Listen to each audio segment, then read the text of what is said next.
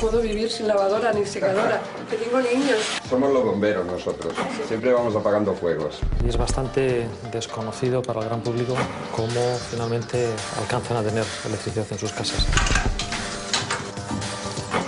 ¡Ey! ¡Vaya vistas! Tienen que desarrollar aquellas tecnologías que tienen altos costes económicos o ambientales. Claro, alguien se ha olvidado tal vez decir que incrementar esa producción de renovables pues también tiene un coste que alguien tiene que pagar. La necesidad de reforma es urgente. Para Ramón, el recorrido que hace la luz a través de nuestras paredes, de nuestra finca o por el subsuelo de la ciudad no tiene secretos. Pero ¿qué pasa más allá de una subestación? ¿Cómo se genera la electricidad y cómo se factura? Tú, Ramón, del sector eléctrico, ¿qué sabes? ¿Tú sabes qué es el déficit tarifario? La verdad es que no sé bien lo que es el déficit tarifario. Y el tema de las facturaciones y todo eso es un tema muy complicado incluso para nosotros. ¿Sí? Sí. ¿Esto que te digan que hay que pagar más? Porque dicen que hay que pagar más. Teóricamente dicen que están vendiéndonos la electricidad por debajo de costes. Lo que pasa es que yo no acabo de entenderlo. No acabo de entender que una empresa lleve viviendo muchos años vendiendo por debajo de costes. Y me gustaría saber a ver realmente qué costes tienen y qué tarifa nos quieren poner. Pues vamos a ver si encontramos respuesta a estas preguntas. El reto no es fácil. Explicar qué es el déficit tarifario, dónde están las pérdidas y qué estamos pagando exactamente con nuestra factura. ¿Qué? ¿Preparamos el esquema? ¿Hacemos un poco de espacio? Sí. Antes de analizar el sector es importante conocerlo. Como en todo mercado, unos producen y otros consumen, pero la electricidad es tan peculiar que por medio hay entes que dicen cuánto se debe producir y a qué precio. Hay empresas que la traen a casa y hay intervención del gobierno en una parte del precio final. Esto sería el sector eléctrico. ¿Y quién hay en este sector? Pues las empresas eléctricas, que serían Endesa, Iberdrola, Gas Natural Fenosa. Estas empresas producen electricidad con diferentes tecnologías. Esto es muy importante que nos quede claro. Estas tecnologías pueden ser nucleares, hidroeléctricas, las que queman combustible, que pueden quemar gas y son de ciclo combinado, o las térmicas que queman carbón. Y por otro lado están las tecnologías que producen con energías limpias. Son nuevas, renovables, y eso es como la vieja guardia. ¿Unos producen de un tipo y otros producen de otra? Todas tienen de todo. Endesa tiene nucleares, tiene eólica, tiene térmicas, o sea, todas estas empresas tienen de todo. Estas se llaman de régimen ordinario y estas de régimen especial y están subvencionadas. Estas tienen una prima a la hora de producir, estas no. Una prima significa que reciben dinero por generar electricidad. Para fomentar su instalación. Entonces, todo esto que se produce se gestiona con dos entes. Uno es Red Eléctrica de España, que lo que hace es canalizar toda esta producción, y después tenemos OMEL, que es el operador de mercado que supervisa el precio final. Aquí llega electricidad y Red Eléctrica la reparte por el territorio. ¿Pero estos quiénes son? Estos, al final los recibo de la luz de casa también es de Endesa, de Gas Natural. O sea, ¿son los mismos? Son los mismos. Lo que pasa es que aquí las eléctricas producen y aquí te distribuyen y te venden en otra unidad de negocio de la misma empresa. Y hay un porcentaje muy grande de particulares, aproximadamente un 70%, que tienen una tarifa que se llama de último recurso, que el precio lo acaba fijando el Estado. Pues a ver si se entiende. Esto es faltar a mesa, ¿eh? Bueno, yo creo que sí. Empezamos por el principio, por los productores. Queremos hablar con Endesa. Es la más grande, la que más produce y la que llega a más particulares, pero nos pide tiempo para gestionar el rodaje. Mientras tanto, contactamos con Iberdrola, la segunda del ranking y la que más ha crecido en renovables. Visitamos uno de sus parques en Guadalajara, en una de las zonas más despobladas del país, y proponemos subir a un molino. Fíjate cómo se ve tu pueblo desde aquí. ¿Quién iba a decir que Maranchón iba a poder, ¿no?, algún día tener una instalación como esta? ¿Qué supone para el pueblo? ¿Tú cómo...? Lo primero es el tema económico. Claro. Supone, pues eso, que pueden desarrollarse mucho más como pueblo y no sé, le das más vida al pueblo. Puede volver a resurgir. Es un pueblo que, no sé, los habitantes que tendrá, me parece que son 60 y no llegará a 100 habitantes. Y, joder, el traer, imagínate, 50 personas que puedan venir a vivir a Maranchón si fueran de Maranchón y casi con sus la parejas, mitad del pueblo va a vivir del parque. Exacto, todo moderno, para que luego digan que en los pueblos no hay tecnología y modernidad. No tendremos cine, pero ¿para qué? Aquí cada día es distinto. Una película. Sí, además que sí, ¿eh? Después de esta excursión vertical, me reúno con el director de estrategia de Iberdrola Renovables. Ha venido de Madrid para atendernos. ¿Qué tiene la eólica a su favor? No sé si los costes, por ejemplo, de instalación de un parque eólico son inferiores a los de una central de ciclo combinado, a los de una central térmica o una presa. Es una energía fiable porque la tecnología está muy probada y es una tecnología modulable que se puede extender por el territorio, que no se concentra en un solo punto y que eso de alguna forma pues, permite tener más estabilidad en un sistema eléctrico que esté bien interconectado. Desventajas, toda la vida tiene desventajas. En algunos mercados donde hace suficiente viento, donde hay mucho viento, son comparables a las de cualquier otra tecnología, es competitiva ya. En España necesita una pequeña ayuda que con el tiempo debe desaparecer por dos razones. Primero, porque hagamos que esta tecnología sea aún más competitiva. Y además, como no tiene combustible ni genera emisiones, no vamos a tener que pagar más. En el futuro ya sabemos lo que cuesta, es como un seguro. ¿El impacto paisajístico es un problema para vosotros? Percibimos por parte del público, en general, en este mercado en España, una gran aceptación de los parques eólicos. No hay una contestación social aplastante diciendo cómo es posible que me pongáis estas máquinas tan horrorosas aquí, estáis destruyendo el paisaje. Yo creo que el impacto paisajístico será cada vez más importante en la medida en que, para dar satisfacción a los compromisos asumidos por nuestro país en materia europea y en materia internacional para producir energía limpia, habrá más parques eólicos, necesariamente. Los objetivos de los que habla Carlos son los que se ha propuesto Europa para 2020. Reducir emisiones de CO2 un 20%, mejorar la eficiencia otro 20% y producir un 20% de la energía con fuentes limpias. Para ello se impulsan las renovables con el pago de unas subvenciones que el año pasado fueron de 6.000 millones de euros. Hay quien opina que estas subvenciones son excesivas e insostenibles.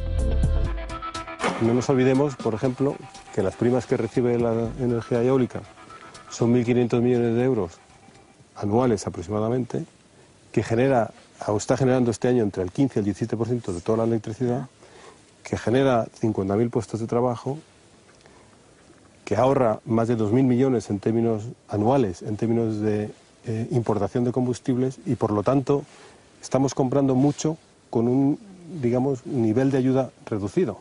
Y además tenemos empresas como esta y otras, y tecnología propia que estamos exportando fuera. Luego, el negocio de las primas eólicas ha sido un negocio muy bueno para este sector y para el conjunto del país.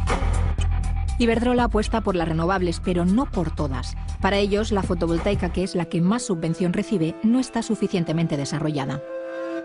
Todas tienen cabida, ¿no?, en ese mix. Todas tienen que tener cabida. Yo, cuando la gente, o cuando oigo discusiones desde un punto de vista, esta tecnología tiene que desaparecer, aquella tiene que venir, tienen que desaparecer aquellas tecnologías que tienen altos costes económicos o ambientales. Esas tendrán que ir desapareciendo o adaptándose. Empiezan a aparecer conceptos como mix de generación. Esto es el resultado de toda la producción de electricidad que se genera y se vierte a la red. Viene de fuentes distintas y puntos geográficos distintos y se convierte en un torrente de kilovatios que Red Eléctrica de España se encarga de supervisar y transportar. Buenos días, Miguel, ¿qué tal? Buenos días. Gracias por atendernos. Un placer. Bueno, impresionante esta vista que tenemos desde aquí, ¿no? Sí, ciertamente llama la atención y es bastante desconocido para el gran público cómo finalmente alcanzan a tener electricidad en sus casas. Y este centro de control de Red Eléctrica de España es uno de los pilares fundamentales para que efectivamente haya suministro de forma continua.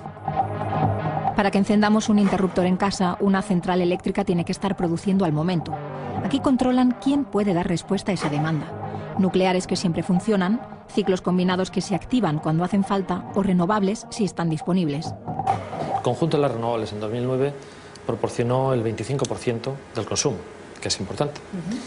Este año, que ha sido un buen año hidráulico y eólico, en términos de viento también, llevamos casi el 41% del consumo alimentado con energías renovables, lo cual es una cifra importante, que nos acerca al objetivo que la Unión Europea estableció para 2020 de que al menos el 20% de la energía consumida fuera energía primaria renovable. Entonces, las renovables como la eólica o la fotovoltaica nos dan lo que pueden en función de lo que la naturaleza en ese instante ponga a su disposición. De forma que no podemos disponer de aquello que el consumidor en un momento dado reclama. Para eso están el resto de tecnologías.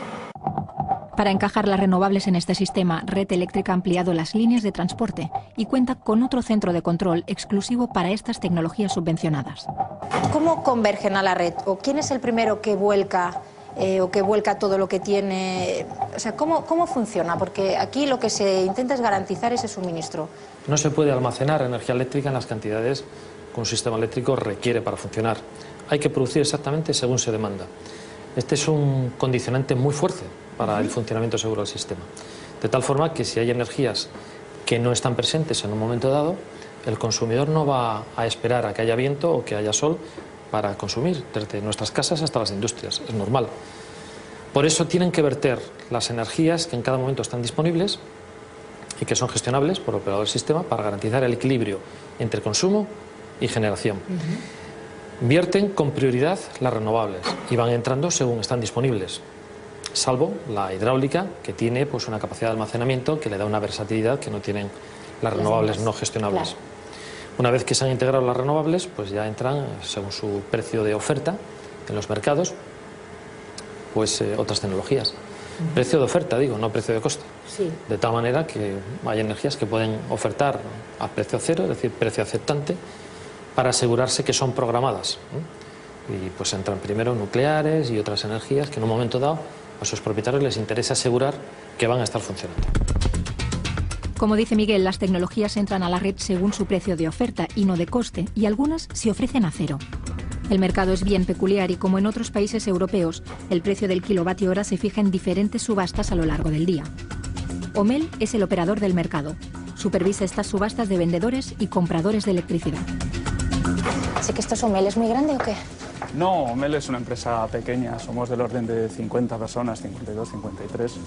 Nada que ver con Red Eléctrica, que son 1000. Sí, no, nosotros somos una empresa pequeña. Gestionamos básicamente el mercado y todo lo que tiene que ver con los flujos económicos, pero somos pocas personas. Con estas personas que somos nos basta y no queremos tampoco crecer más. Esto que tenemos aquí es la sala de operación del mercado, ¿no? Esperaba algo parecido a la bolsa, con teléfonos sonando y prisas por comprar, pero aquí todo está informatizado. Los productores que venden piden el precio que les va bien y los que compran, comercializadores y distribuidoras, calculan qué necesitan y a cuánto pueden pagarlo. Nuestro trabajo, básicamente, por simplificarlo mucho, es acertar todas estas ofertas que quieren hacer los productores, acertar todas las ofertas que quieren hacer los consumidores y ahora encontrar el precio en que se te satisface, que quedan contentos los compradores y los consumidores, el precio de cada hora. ¿Nos enseñas, Juan Pablo, por favor, la curva de corte?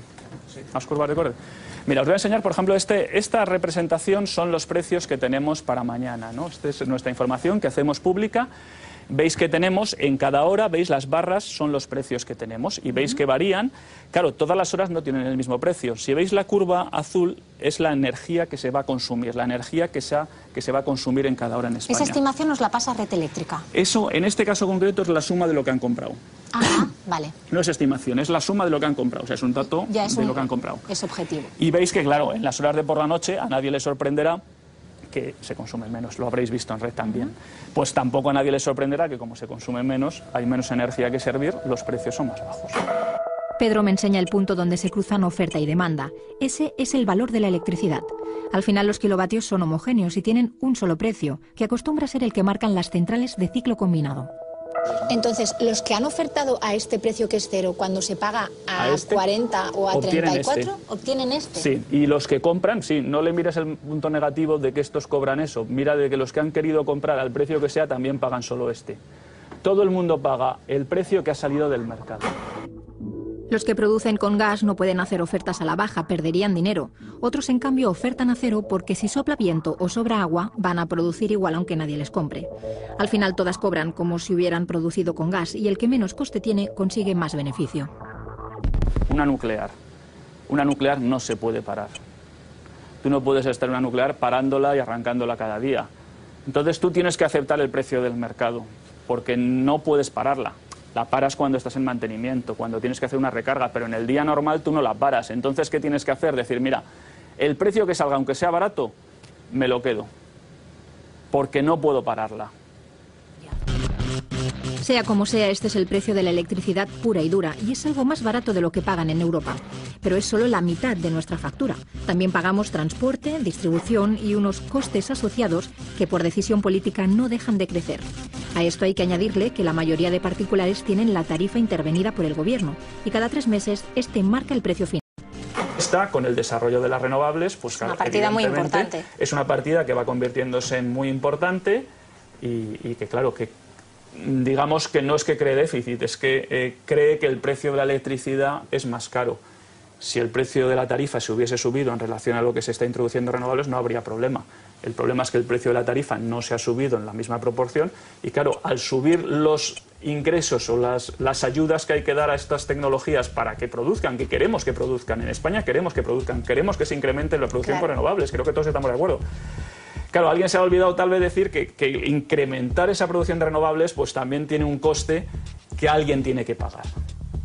¿Pero por qué no se ha incrementado la tarifa?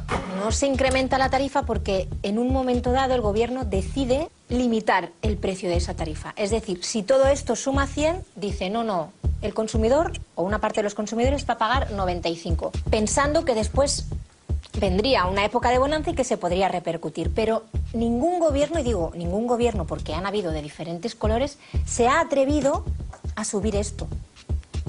Es muy feo decir que te van a subir la luz. Pero las eléctricas están pendientes de cobrar esta cantidad. Sí. Eso no, esto lo van a cobrar más adelante y con intereses.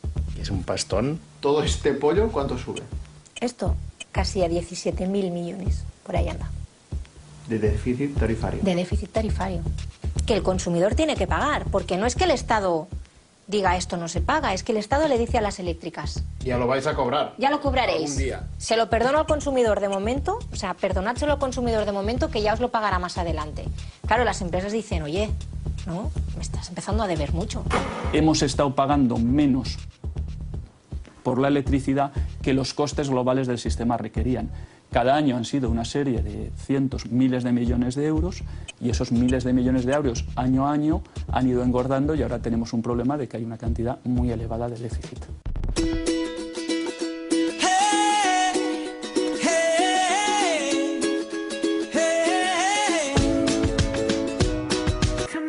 Son las 10 y 11 minutos de la mañana, a las 9 y 11 en Canarias. ¿Se puede dar el salto del ladrillo a la energía solar? ¿Nuestro país está de verdad, como dicen algunos, preparado para cambiar el modelo productivo y apostar a fondo por las energías renovables?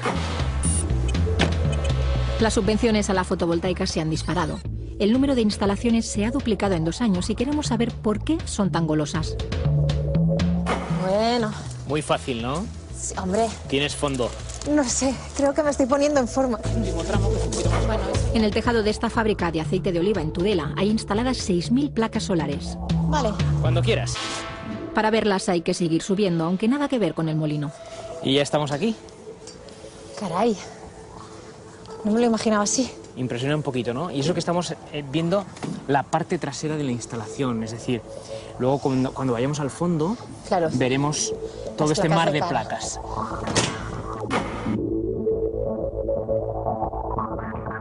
¿Qué abundan más, las instalaciones de suelo o las de tejado? Si hablamos de lo que está instalado ahora mismo en España, pues es más frecuente y es más abundante la instalación en suelo. Si hablamos del futuro de la energía solar fotovoltaica en España, por regulación se está potenciando este modelo de instalación en el tejado. Tiene importantes ventajas el aprovechamiento de estas superficies diáfanas, completamente inutilizadas hasta ahora. Por otro lado, tenemos los puntos de evacuación a la red más próximos. Por lo tanto, hay que hacer una infraestructura menor que en una huerta solar. Y tenemos que hablar de un impacto medioambiental y paisajístico nulo. Esta instalación, completada en 8 meses, produce lo que consumen 600 hogares. Aunque esté en un tejado, no sirve para el autoconsumo. Esta electricidad se vierte a la red y, como ya sabemos, se distribuye con prioridad. ¿Esto de quién es, Roberto? ¿Es de la fábrica? Esto es propiedad de pequeños inversores, pequeños ciudadanos de a pie que se han convertido en productores de electricidad a través de la solar fotovoltaica. O sea, que hay más de un propietario en esta instalación. Concretamente en esta instalación hay aproximadamente una treintena de pequeños y medianos productores. Fundamentalmente valencianos y madrileños, aunque parezca paradójico, en Navarra. Roberto me cuenta que la inversión mínima es de 60.000 euros, pero si tienes 15.000 el banco te da el resto sin problemas. Así adquieres 63 placas. Muchos particulares han invertido en estas instalaciones. ¿Y qué rentabilidad te da eso? Eso ya depende. La rentabilidad que nosotros... ¿Cuándo amortizas esos 15.000 euros? La rentabilidad que nosotros ofrecemos ahora mismo anualmente está en torno al 10%. La amortización de esa inversión se hace en 10 años. A partir del año 11 el propietario ya tiene esa rentabilidad, hasta el año 25, que por ley el Estado tiene obligación de comprarle a una tarifa concreta la electricidad. Ajá. Y a partir del año 26 y hasta la duración o la vida útil de las placas solares, que está estimada en unos 35-40 años, el propietario adquiriría una renta vitalicia, por así decirlo, porque a partir de ese año 26 vendería la electricidad a precio de libre mercado. Esto ha sido un negocio suculento para aquellos que han tenido oportunidad de invertir. ¿Qué producto financiero te da una rentabilidad del 10% durante 25 años? Además, la instalación no necesita mantenimiento. Se vigila con videocámaras en remoto y se controla informáticamente a distancia. Y no necesita un sol radiante. Ahora mismo está funcionando. Dicen que ha habido un boom, que ha habido un exceso en la construcción de instalaciones fotovoltaicas y que eso hay que frenarlo. Tú que estás en esa parte del negocio, ¿qué opinas? Bueno, yo opino que ha sido necesario este impulso para la creación y el desarrollo de las energías renovables en España para convertirnos en lo que nos convertimos en el año 2008, es decir, la primera potencia mundial capaz de producir e instalar energía solar fotovoltaica. El sector no aspira a ser primado de por vida, es decir, el sector lo que pretende es ser tecnológicamente cada vez más competitivos, de tal manera que de aquí a 3-4 años aproximadamente, en 2015, se llega al término de paridad de red, es decir, que el precio que tiene la electricidad en el mercado sea suficiente para hacer sostenibles estas instalaciones solares fotovoltaicas.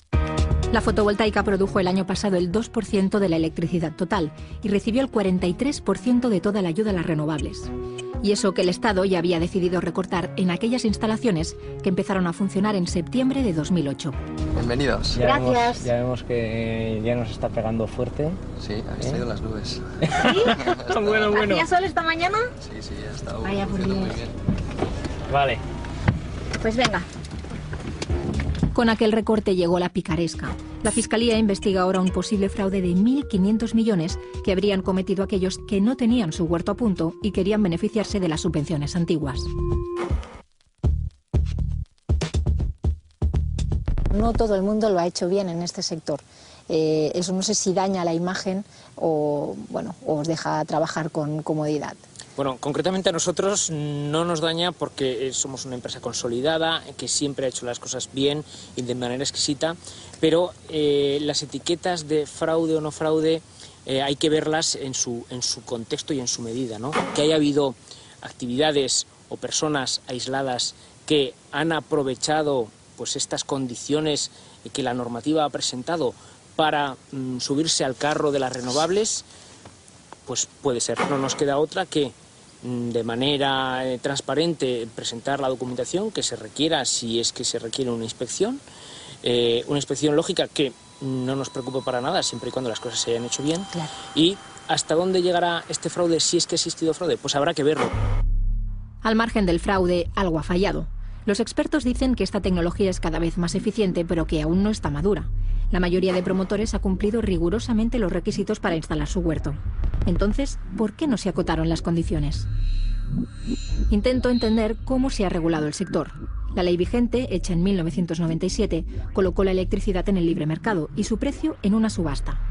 En aquella época el gas estaba muy barato y las hidráulicas y nucleares clásicas pensaron que no podrían competir. Para aceptar la nueva ley y las nuevas reglas de juego, exigieron una compensación llamada costes de transición a la competencia. ¿Qué tal?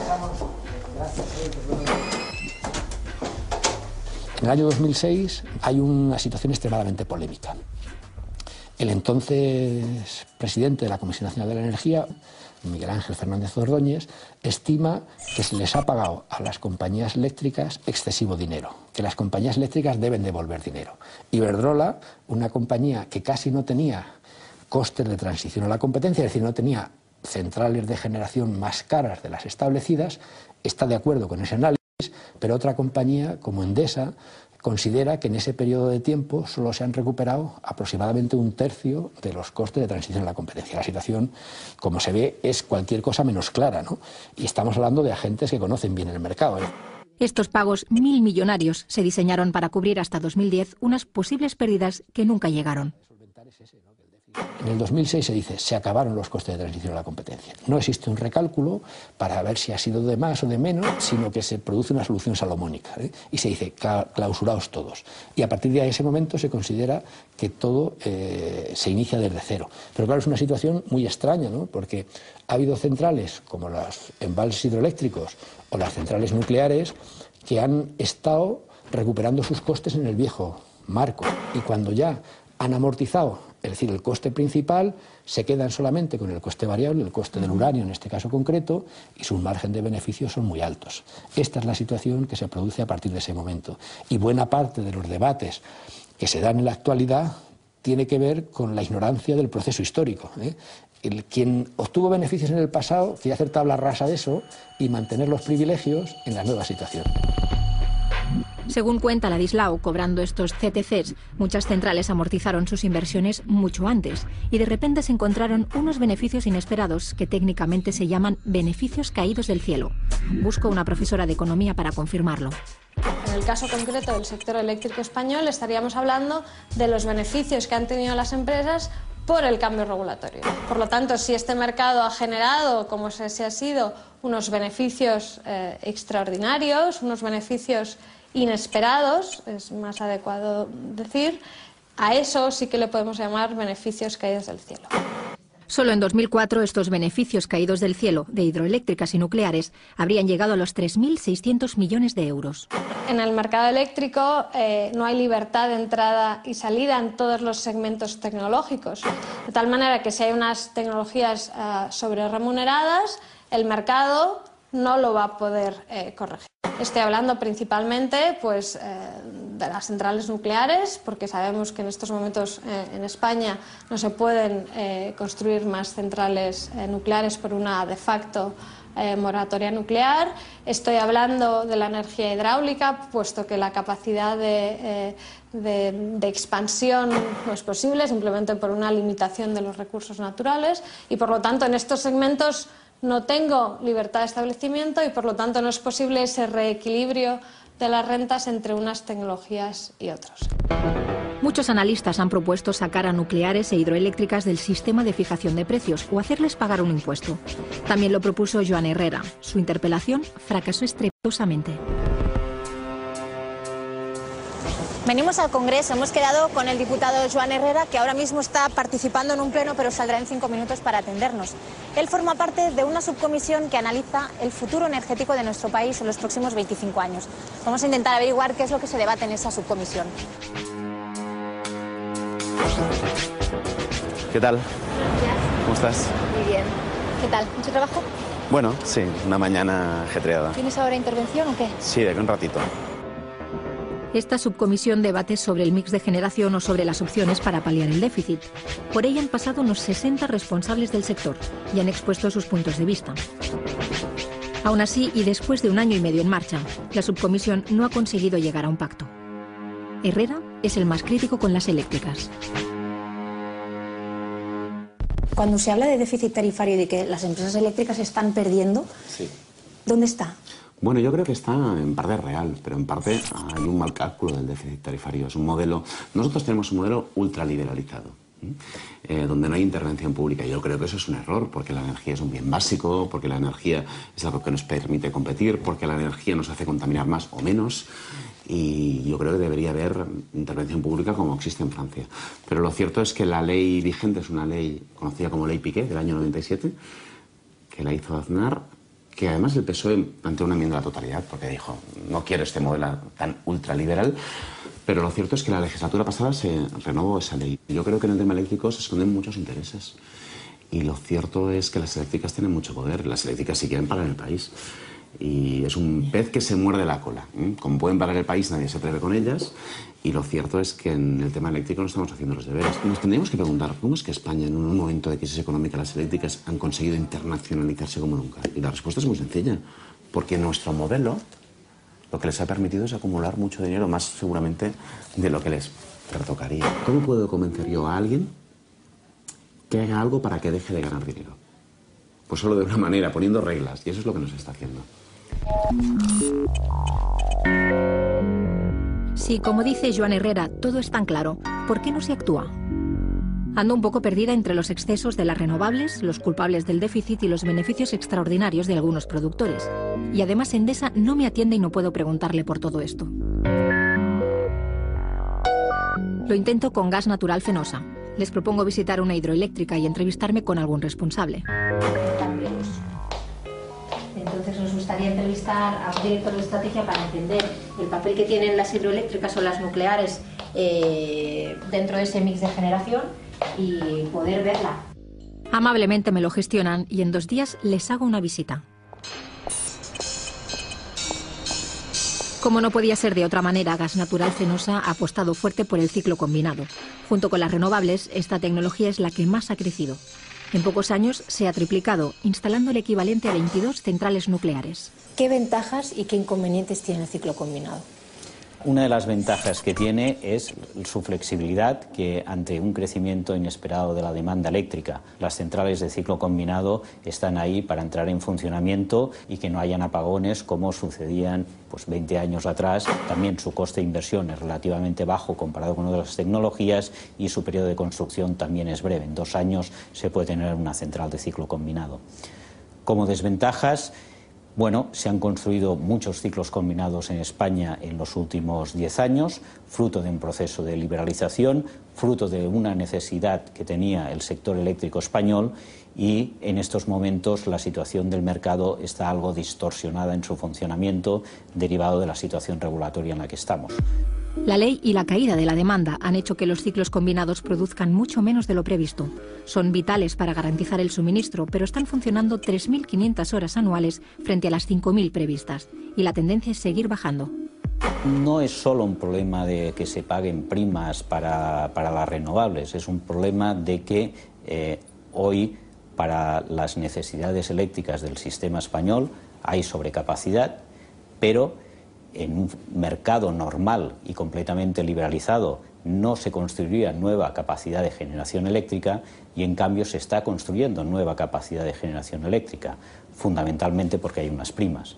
Esas primas garantizan que independientemente de cómo funciona el mercado, quien invierte en energías renovables cobrará esa energía y cobrará esa inversión, desplazando a otros productores que lo han hecho en un entorno de mercado liberalizado. Si el ciclo combinado ha salido perdiendo con la ley actual, las hidroeléctricas salieron ganando en el 97. Y como las empresas tienen de todo, acaban compensando la diferencia. Dejamos los despachos para buscar aire fresco en la hidroeléctrica de Tambre, en A Coruña. Pertenecía a Fenosa. Después de la fusión de 2009 también pertenece a Gas Natural. ¿Son tan rentables como dicen? Sí. ¿Qué tal? Muy buenas. Soy Laura. Bueno, gracias por bajar hasta aquí. Nada. Bienvenidos a la central hidráulica de Tambre 1. Nunca hubiera dicho que esto es una central, porque yo pensaba que esto era una iglesia. Este es el edificio de la central, es de 1927. Incluso nos preguntan si hacemos bodas aquí. O sea, no, imagínate. Es que entrando desde allí lo que parece es eso, ¿no? Pues un sitio así como idílico. Si queréis pasamos. Sí. A ver qué esconde esta iglesia. Sí. Estos son 3 grupos nuevos del año 2004 que sustituyeron a los originarios del 27, uno de ellos lo tenemos fuera. O sea, aquí que tenemos tecnología del 2004 en un edificio de 1920. Eso es. Bueno, esta es la antigua sala de control. Esto ya se ve que tiene unos años, ¿no? Sí, ya tiene... Ordenadores no hay. Nada, de aquella no había. Hay que pensar que estamos en un sitio alejado. En los años 20 no había ni siquiera carreteras para llegar, entonces se construían poblados y se trasladaban personas para vivir pegados a la central. y vivían por y para la instalación. Se trasladaban con familias enteras. Estos poblados eran los únicos de la zona que tenían grandes o importantes botiquines, que tenían un cura en plantilla, que tenían economato, tenían cine. En Lugo la primera máquina de rayos X fue la de la central de Belesar. Ni siquiera había un hospital que tuviera máquina de rayos X y la central hidroeléctrica de Belesar la tenía, ¿no? O sea, para que os deis un poco idea de la importancia que tenían estas instalaciones y siguen teniendo. Hazte la idea que aquí había personal a turno cerrado, 24 horas al día vigilando la situación de las máquinas, y hoy por hoy eso ya está todo telemandado y telecontrolado desde un centro de control que tenemos en Orense. Esto ya sí que parece reciente. Hoy, esta central y 44 más se controlan a distancia desde un único centro en Ourense. Las posibles anomalías de todo el complejo las solucionan 4 trabajadores a turnos. Todo ha cambiado, también el poblado. Como en muchas otras centrales, las antiguas casas del jefe de planta, del médico o del profesor son hoy alojamientos rurales. La infraestructura del 27 ha seguido creciendo y ampliándose con la construcción de una presa, de nuevas tuberías y de exigencias medioambientales. Entonces la evolución ha sido 1927, 1948, 1958, años 70, año 2000. Volvemos a buscar eficiencia energética en el 2004 sustituyendo estos 3 grupos y más aún en el 2008 y 2009 con la sustitución de los Hay una inversión constante. Hay una inversión constante. Esta inversión que te he contado es únicamente la asociada a cambio de máquinas y a obra civil, por así decirlo, pero a mayores tienes toda la inversión en sistemas de control, en protecciones eléctricas y en protección de la naturaleza. Damos un paseo corto por el complejo, visitando los rincones de las diferentes ampliaciones. Y llegamos a la presa. Se construyó en 1958. ¿Y se siguen realizando concesiones para hidráulicas? Sí, hoy por hoy sigue haciéndose concesiones para hidráulicas, siempre de orden, digamos, menor, no son grandes concesiones ni concesiones que obligan a hacer unas infraestructuras tan grandes como las grandes presas, pero sí que sigue habiendo aprovechamientos y concesiones nuevos. Para mini hidráulicas. Para mini hidráulicas fundamentalmente. Vale, que son las que están subvencionadas. La hidráulica como tal. La gran hidráulica como tal no tiene prima de renovables, no. Eso es. Luis, ¿qué ventajas y qué inconvenientes tienen este tipo de instalaciones, estas tecnologías? Las centrales hidroeléctricas tenemos un tiempo de respuesta muy elevado. Rápidamente nos ponemos a producir, hablo de minutos, y una gran flexibilidad. Somos capaces de abastecer al mercado en puntas de energía y bajar carga o subir carga de una forma muy rápida. Son instalaciones de 0 emisiones, integradas totalmente en su entorno y muy localizadas. No son infraestructuras que ocupen grandes hectáreas de terreno, ¿no? Desventajas, principalmente la limitación del recurso hidráulico. Dependemos en parte de lo que llueva y de lo hábiles que seamos en la gestión del agua que tenemos dentro del embalse. Y quizás otro de los inconvenientes es que nuestra potencia instalada no es tan elevada como, pues, por ejemplo, una central nuclear o un ciclo combinado. Esta central equivale a 50 molinos o a la cuarta parte de un ciclo combinado. Tiene una concesión hasta el 2075. Algunos dicen que ya está amortizada y otros, como la patronal del sector UNESA, opinan que no se amortizan nunca. Lo que está claro es que tiene beneficios caídos del cielo porque generar electricidad con agua de lluvia es más barato que hacerlo con gas. Pero esto es como en cualquier mercado. Si yo produzco zapatos y yo produzco con un coste de 10 y otro produce con un coste de 20 y el mercado está dispuesto a pagar 30, pues el señor que tiene los zapatos de 10 gana más que el señor que le cuesta 20. Pero el mercado funciona así y nadie dice que el señor de 10 tiene unos windfall profits. Con lo cual, si queremos un mercado liberalizado, tenemos que aceptar que existe eso. El segundo tema, que es distinto, es si yo quiero un mercado totalmente intervenido, no habrá windfall profits y lo que habrá es que se retribuirá por los costes medios y por lo tanto cada uno en función de los costes reales que tiene. Pero tenemos que decidir qué modelo queremos.